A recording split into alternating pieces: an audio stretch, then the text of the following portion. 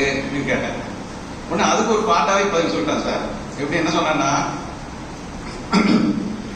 2 வடை வேண்டும் சர்வரிடம் கேட்டேன், சட்னியோடு 1 சாம்பாரோடு 1,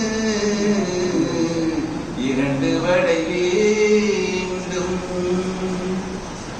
ஒரு செட்டு வடை 2ஆனால், ஒரு செட்டு போண்டா 3ஆனால், ஒரு செட்டு பஜ்ஜி 4ஆனால், சட்னி கொஞ்சம் போதாது,